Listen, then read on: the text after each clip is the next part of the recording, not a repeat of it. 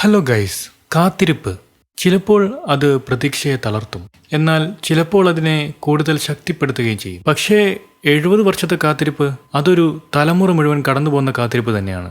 അതെ, Newcastle United, ഇംഗ്ലണ്ടിന്റെ അഭിമാനമായ ഒരു ക്ലബ്ബ്, ചരിത്രം തങ്ങളുടെ കാലിനടിയിൽ എഴുതിയ ഒരു മഹത്തായ പേര്. പക്ഷേ അതിന്റെ ഏറ്റവും വലിയ ദുഃഖം ഒരുപാട് വർഷമായി അവർക്ക് ഒരു വലിയ കിരീടമില്ല.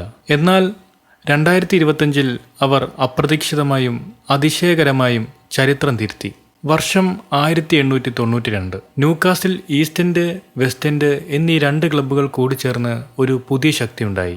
പേര് ന്യൂകാസിൽ യുണൈറ്റഡ്. തുടർച്ചയായി 4 പ്രീമിയർ ലീഗ് കിരീടങ്ങൾ, 6 FA കപ്പുകൾ, അങ്ങനെ ഒരുപാട്. എന്നാൽ ഒരു ക്ലബിന്റെ മഹിമ എത്രയും വേഗം മാറിപ്പോകാമെന്നതിന് ഏറ്റവും വലിയ ഉദാഹരണമാണ് ന്യൂകാസിൽ യുണൈറ്റഡ്. 1955 അവസാനമായി ഒരു പ്രധാന കപ്പ്, അതിനുശേഷം ദീർഘമായൊരു നിശബ്ദത.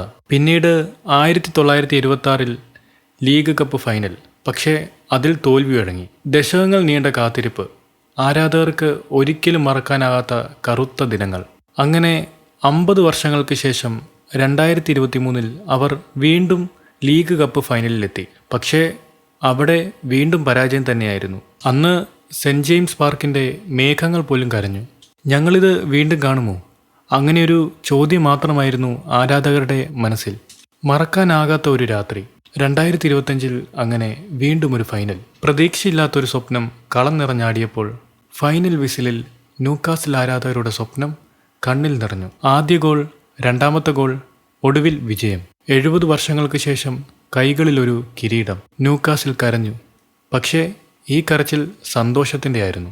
അങ്ങനെ 70 വർഷങ്ങൾ നീണ്ട കാത്തിരിപ്പ്. അതിൽ എത്രയോ തവണ ഈ ക്ലബ്ബ് തോൽവി ഏറ്റുവാങ്ങി, എത്രയോ തവണ വിജയം ഉറപ്പിച്ചതിൽ നിന്ന് പരാജയത്തിലേക്ക് കൂപ്പൂത്തി.